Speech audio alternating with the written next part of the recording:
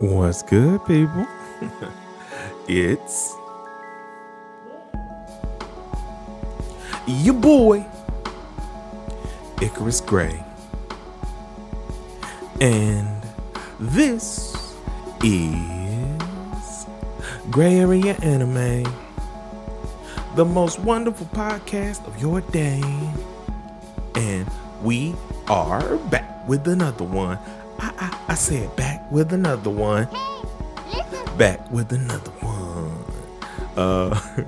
We are back with more anime discussion, manga discussion, and overall geekdom. As I've said before, I'm your host, Icarus Gray, and today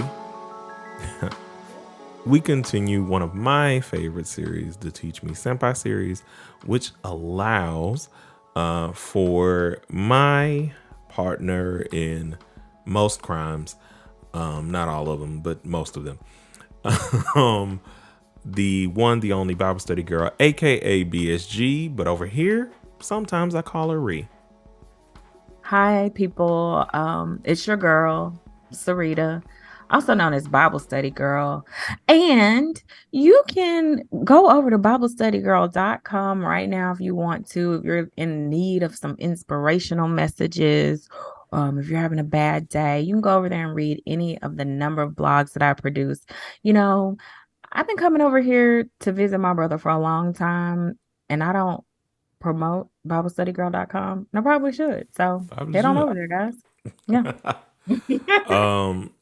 But today we are continuing, like I said, Teach Me Senpai, and we have been watching the Yakuza's Guide to Babysitting, and this is our review of episode 7. What typically happens is I allow Bible Study Girl, BSG, aka Ree, to tell me what she thought of the episode and ask me any questions that she has, and as her senpai, I do my best to explain with all of the wealth of knowledge that I have, and bring her from preschool to kindergarten to hopefully one day graduating to be a master like me. Yeah, right now I'm still in nursery. I ain't even made it to preschool because preschoolers are like walking and like potty train and stuff, and I'm not there. I'm a babe in anime. But so, what did you think of episode 7? Glad you asked, brother. Stuff got real in episode 7. You know, they left us with a cliffhanger. Messiah went nuts at the end of episode 6 and was like, I'm gonna kill Kirishima. I'm like, dude, you're literally standing outside the gates of the prison. Like, chill, bro. Just breathe the fresh air. But no, he is like murder. And so when episode 7 opens, I'm really okay. I need to know who he is, number one, because I had no clue who he was. And I need to know, like, why he want to kill my homeboy? What Kirishima do to him? Well, we find out in this episode what Kirishima did to him. Okay, what Kirishima did to him was bad, but dude is just crazy. He's just like one of them psychos from way back. So anyway, we'll get there.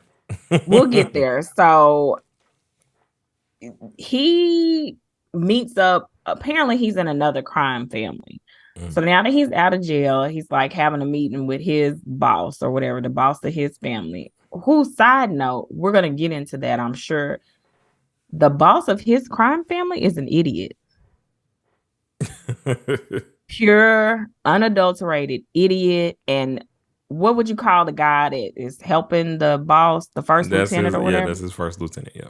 His first lieutenant has a lot on his plate. His first lieutenant is like, I could see in his face, like, dude is dumb. He's keep making messes that I need to clean up. Like, he tries to guide the boss, but he's like, I'm trying to respect my role. I'll explain that part later, too, because that is also a trope that I would not... We'll get there. So okay, just you can explain it later. So Messiah is tripping out because his boss pretty much is like, dude, calm down. Kirishima, like, you just got out. Like, just enjoy life. As a matter of fact, Kirishima is like, he's a babysitter now. Like, he ain't even on no thug stuff. He is straight up just taking care of the boss's daughter. Well, baby, you would think that the boss had told Messiah that Kirishima was out here I don't know. I'm trying to think of something. Kirishima was out here. You would have just thought that he told him that he like. You would have thought he told him that he's a snitch or something. Is what you probably would have Right. thought. Like it just was like unbelievable to him. Like, ain't no way. You lying. You lying. You lying. Like, it ain't no way that's true. So Yeah. Messiah's on a mission. He's like, I I gotta get with him. So what ends up happening is Messiah is like on a mission to find Kirishima, and what do you know? Bumps into Kirishima and Yaika outside of a stationery store. Mm-hmm. You know, Yaika's all like rainbows and butterflies. It's so funny because Messiah sees them and he's instantly outraged. And he's like basically trying to push up on Kirishima. And Yaika's like, is this your friend? She confused. So who shows up again? Rod Chan. Right. Ray Chan back up in this Right, thing. Chan. Because I feel like Messiah tells Kirishima, like, bro, I'm about to end you. And he like, I don't even know you. Like, what are you talking about? You about to end me? Like, I don't even know you. And Ray Chan is like, as soon as he sees Messiah, he's like, Messiah, oh my gosh, it's so good to see you. And he's like trying to remind Kirishima, like, yo, remember when we went to the donut shop? I was asking you if you remember Messiah. You know, this the dude that used to hang with us. So we get to see the backstory of how all three of them know each other. At least the first part.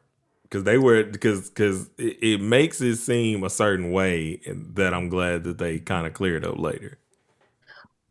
So we get to see the backstory of how they know each other.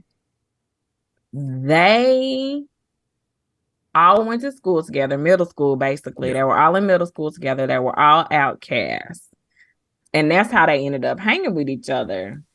And hanging is a loose word because Rai-chan was the only one that was really hanging with either of them because the Correct. two of them had other goals, which I'll explain a little bit, but they do go into more of why Kirishima like is the way he is. So I can't give too much away, but there are tropes that I will be able to talk about. At what point? For this episode? I guess we're kind of at that point. Yeah. So one of the tropes that I do want you to understand, because you haven't asked the question yet, as far as I know.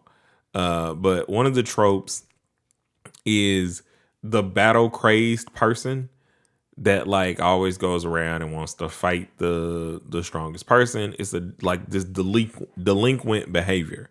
Is mostly what they call it. That definitely characterizes Messiah because I'm like, what's wrong with him? Like, why? It's like society didn't really they show it in two different ways in this episode. I mean, later on with the Sugihara flashback, Yes. but it's kind of the same, rooted in the same kind of thing. You know where you can get acceptance, and some people are just battle crazed. It normally shows itself in battle anime or battle manga or shonen manga because that's normally the rivals' demeanor. Like they hate the soft-spoken, kind-hearted protagonist because they won't fight, but the protagonist being strong as they are and like very mindful of their power. Like the type of like it's basically a David and Goliath situation, and the rivals in anime are always Goliath and don't understand that this person is David. Well, actually, they understand it a little bit more, which is what upsets them more because they're like, I just don't understand why you have everything that I want, kind of thing. Right. And Kirishima was a bit like him in that way, but they'll explain that later. But go ahead. Okay, so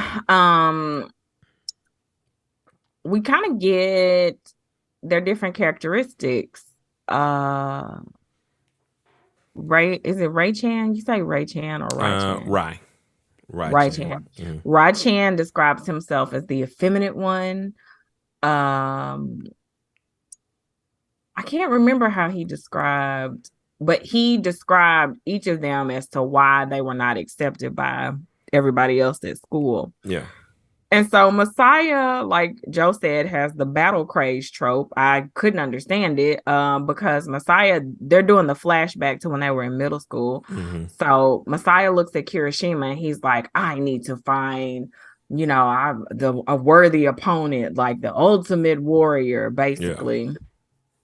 Goes up to Kirishima and is like, I'm going to battle you, basically. I'm going to fight you. And Kirishima's like, sure. He picks up a rock, cracks him in the head. Like he's out of there. You would think that would make him sit down. I'm gonna tell this story. Speaking of battle craze, I almost called you by your name on my show, but Icarus Gray was a battle crazed young man as a child. He was ferocious for no reason. And I have been taught by my parents to respect my little brother. He's a baby, leave him alone. He's like a young guy. So maybe he was like 5 and I was 9, but he had a real bad, like he was very, like he wanted to fight. And I was not allowed to fight him back. Like he would just hit me all the time. So we were spending the summer with my grandma in St. Louis. And I don't know why Icarus Gray was hitting me that day. I don't know. I don't know. He wanted something. I had something he wanted anyway. And my grandma was like, girl, what is wrong with you? Why are you letting this boy hit you? I was like, well, mom and daddy told me I can't hit him, because he's just a little kid. And grandma was like, tear his blank up. He's not gonna learn if you let him sit up here and hit on you like that. Oh, summer of great release for me. But I said that to say that Icarus Gray was much like Messiah, a battle crazed young man. And you promise you I was not. I promise that, like, here's the thing about a lot of it. Like, yeah, I could be a brat about stuff that I wanted, but I also know that my sister, much to her own, like, just acts like she has treated me with the sweetest hands or the sweetest non-manipulation in the world. I'm pretty positive that in some of those instances, it was based off of like, yo, can I have my thing back? Or can I have this or whatever? I'm just saying, like, I'm not like, I wasn't just out here. You were like, battle. You can ask, call my grandma right now. She will tell you. I'm like, not out here just fighting everybody. Like, I wasn't looking for like the strongest person in the world or fighting whatever. I was just a slightly energetic. You just knew that you could you just knew that you could battle me and I wasn't gonna fight back until my grandma said, light him up. And I was like, yes. But no, I'm very different in that regard because it's not like I stayed with the same energy and continued on that path. You did okay. I said when you were a child, bro. Like you were mature. And unlike Messiah, like once I started battling you, the fire died. You were like, you know what? I might want to do something else with my life.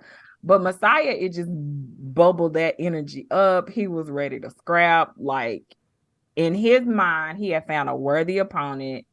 Kirishima was it. At some point, he joins a Yakuza family. But the clear difference, I think that was interesting to me in terms because they show the same flashback twice. The first time they show the flashback, Messiah walks up to him. He gets hit with the rock. And then, Kirishima calls him a weakling and he kicks him. But then the second time that you see it, they show it again, but they show the Messiah was just like, yeah, this is what I was looking for. You not fin-. And Kirishima was like, what you're going to do is let me go. Now, he didn't say that because Kirishima is, not a man of many words. And then he kicks him, which show more of like, no, he came looking for this fight. It wasn't like Kirishima just was right. Kirishima didn't come up to him he didn't want no smoke. Like Messiah definitely came to him like, I'm picking a fight with you. I want you to fight me too. You like my rap? My rhyme? I think so. Somewhat. You love it. And that's why I'm gonna be on the next album. Anyways. So Rai Chan also points out, like, yo, Kirishima, you don't remember you're the one that gave him this scar on his forehead. Like, dude, you scar him for life. You don't even remember that. I think he had like a faint recollection, but it wasn't like Oh no, he ended up remembering. It's just he goes, "Oh, okay, I remember." Like, but I didn't right. think Like nothing of that because that wasn't important to me.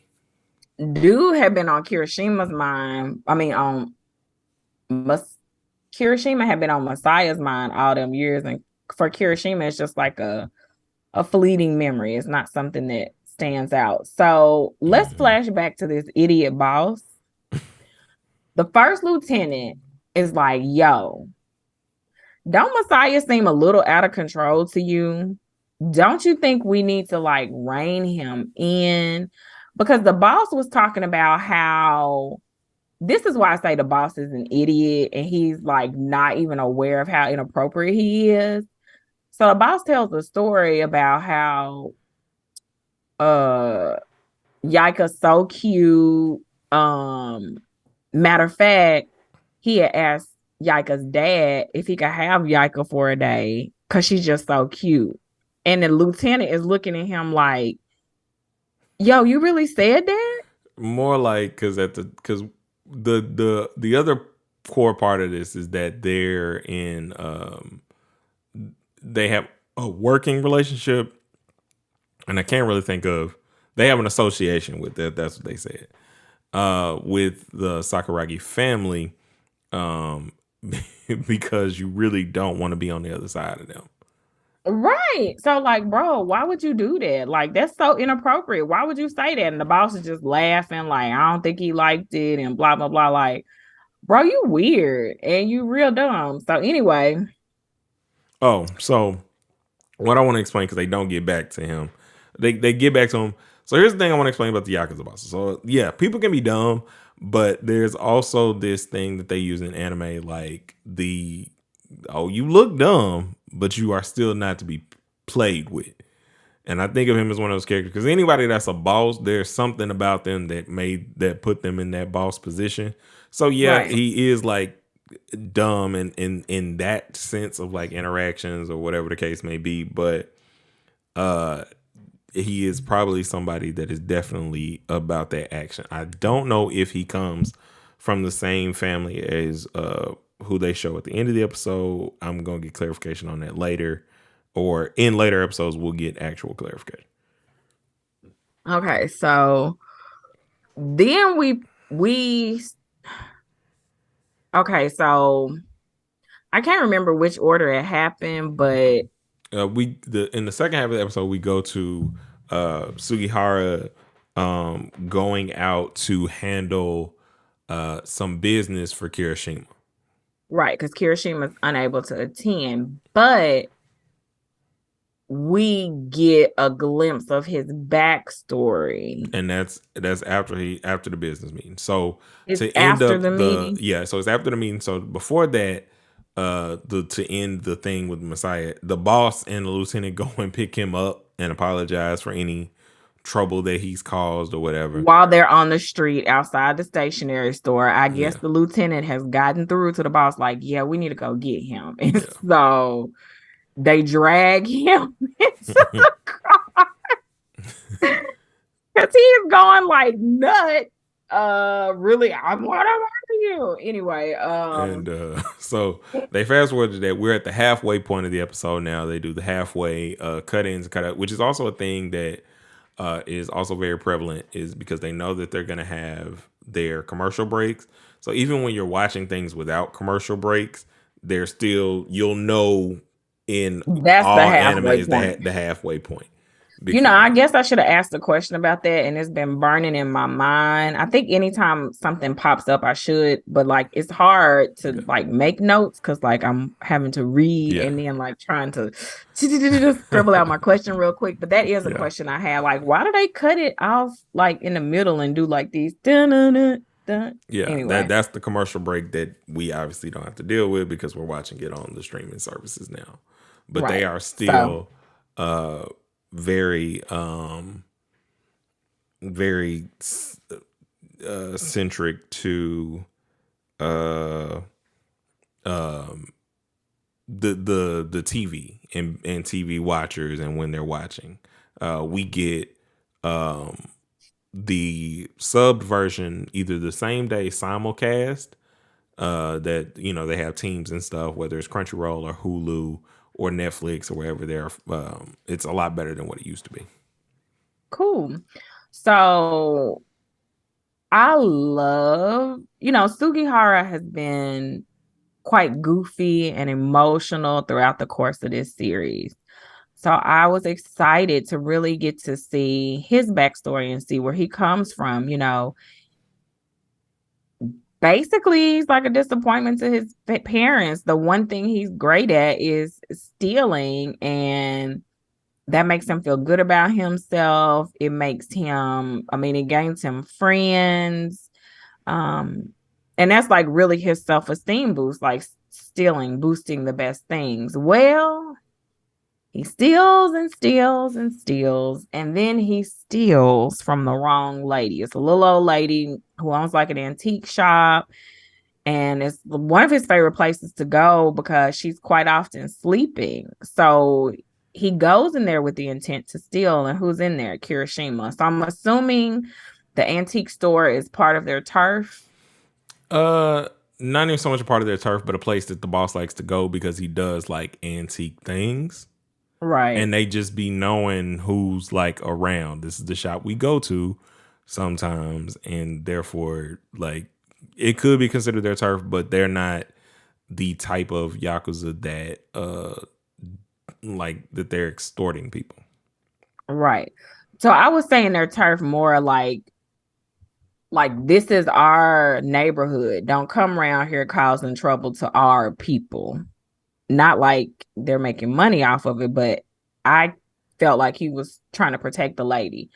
So Kirishima's basically like, well, there was this antique pot here. I really want to, I was coming to look for it and blah, blah, blah. And Sagahari is like, oh, the one with the leaves or whatever the descriptive. He was like, well, how did you know it had leaves on it or whatever? So, um, Kirishima's known as was it the demon? Yeah, the demon of Sakuragi. He's known as the demon. And so Sakahari is justifiably concerned about his health, safety, and well-being. Once Kirishima gets on the scent that, hey, I think you stole this. So he pretty much asks him where it is, and he brings it back to the boss's house and is like, well, at least we'll drink some tea or something before I handle you. Yeah. And pours Kirishima this tea. And like I said, before this, he's been getting his validation from stealing because he's so good at it, and that's what people have been complimenting. And he was saying to himself, well, in his head, like, I hope I hear one good thing before I die, like, because dude is about to murder me. So like I said, Kirishima has him go make him some tea, and Sagahari makes him the tea and pours it, and Kirishima's like, you make good tea. And he was like, oh, I could die happy now. Like, oh my gosh, I could definitely. You want me to make you some more tea? I can make some tea. So, do you know why Kirishima decided to spare him? I don't think he meant to do anything to him anyway. It was just literally like in his brain, just like, yeah, it is what it is. Like, even when he made the tea, I think it was just like the scare tactic. Because if he was going to end him, he wouldn't be like, do this for me first. It was just his whole, the detached thoughts that he kind of has sometimes. But it was very eloquent to show the two different roles of like delinquents and how they kind of set up the backstories of people, whether it's your parents weren't around, they didn't really care about you, they had really extreme expectations, or they just disrespected you a lot. And so we see Kirishima spared his life, and they give him a place in the family. So fast forward to Kirishima's not able to go handle the meeting with the guy.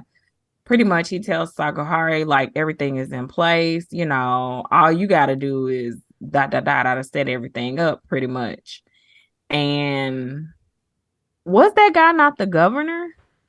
I feel like he No, called him he governor or was a something. president of a company. Oh, president. Okay. I'm like, he called him something that had so he was a president of a company. Mm-hmm. Okay. So they set up some kind of deal or arrangement Kirishima had. Mm-hmm. Sagahari's just there to like, get him to sign on the Sue, dotted line. we're gonna do this together. Sugahari. No, just do it with me. Su Stop jumping. Gi Sugi ha Ha ra. Sugihara. There we go. Sugihara There is just there to finalize the decision, Yeah. to get the man to sign on the dotted line. The man is like, they've sent a fool in instead of Kirishima. He's scared of Kirishima, but he's not scared of oh boy. So he's like, okay, that sounds good, but how about we change the arrangement? I wasn't really comfortable with that number. Let's lower the number. So you think to yourself that old boy has gotten over on him, but he really hasn't. Like, I guess they just needed proof of what he's doing behind the scenes. Is that what the well, so basically, he was trying to give a deal of something that the president probably wanted them to uh, move people out of their homes and help him with his real estate takeover, okay? basically.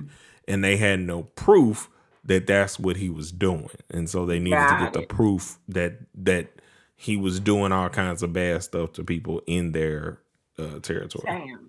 Yeah.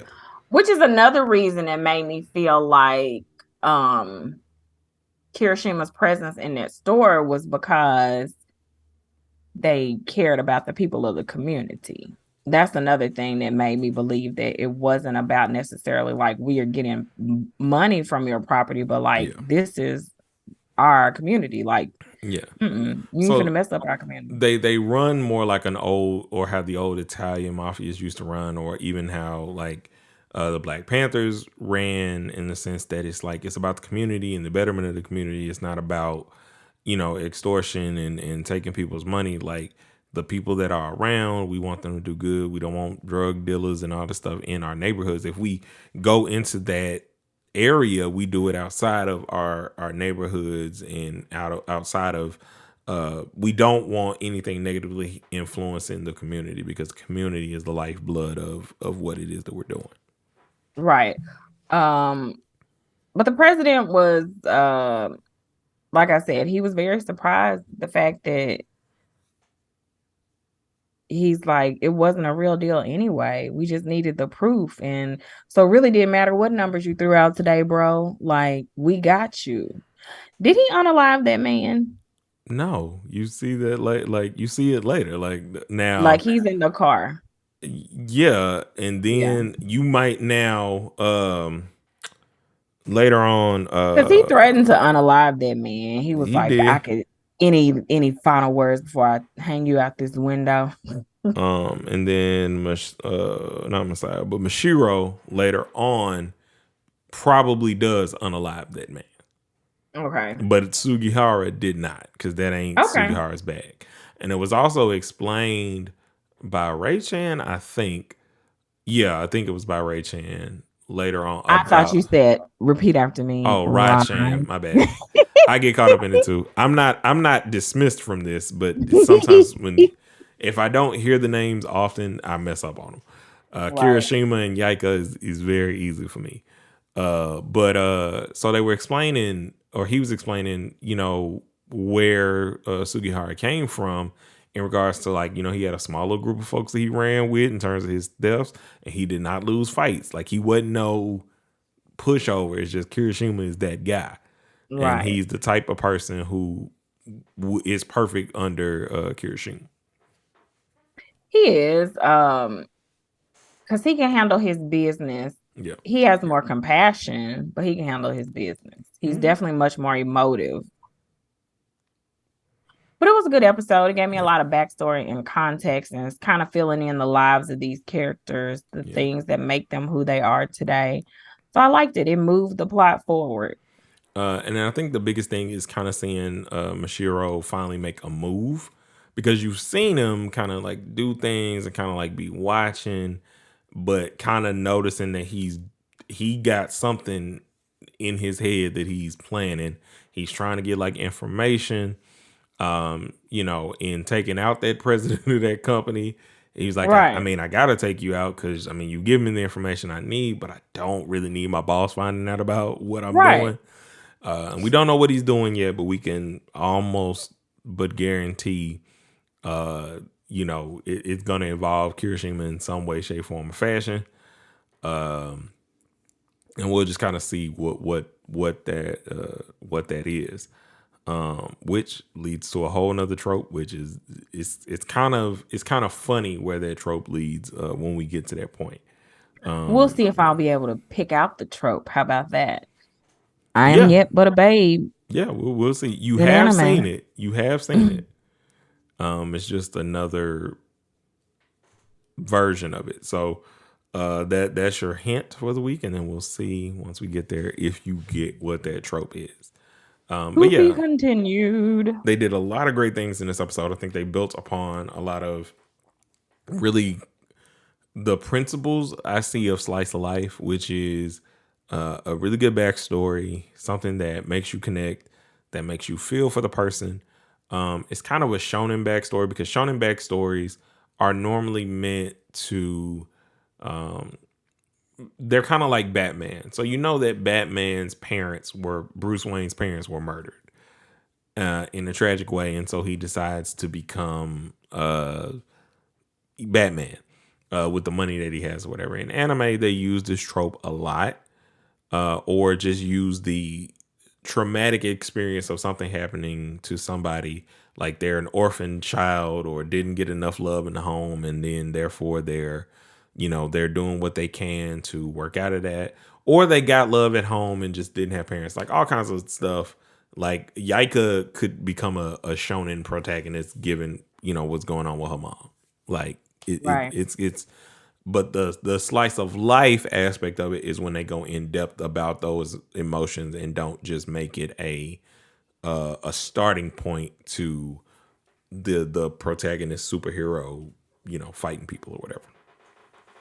But anyway, I'm glad that you enjoyed the episode. I cannot wait for us to get to episode 8. We have 4 episodes left of season 1 of the Yakuza's Guide to Babysitting, and we're finally going to actually finish a series that we're watching. And given that Prima Diva is done acting for a little while, she does have some other things she's doing, but we're going to get those schedules together so that way we can continue Ascendance of a Bookworm, or as I like to call it, Ascendance of This Is My Sister in an Anime,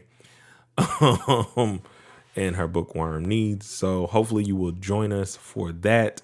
We'll be bringing back a lot more of the different segments, and I'll be doing more in-depth why you should watch and what I'm enjoying currently, because I'm watching so many animes. I gotta figure out a way, or not figure out a way, I put together a way to show you what I've been watching at youtube.com/Icarus Gray. Go there.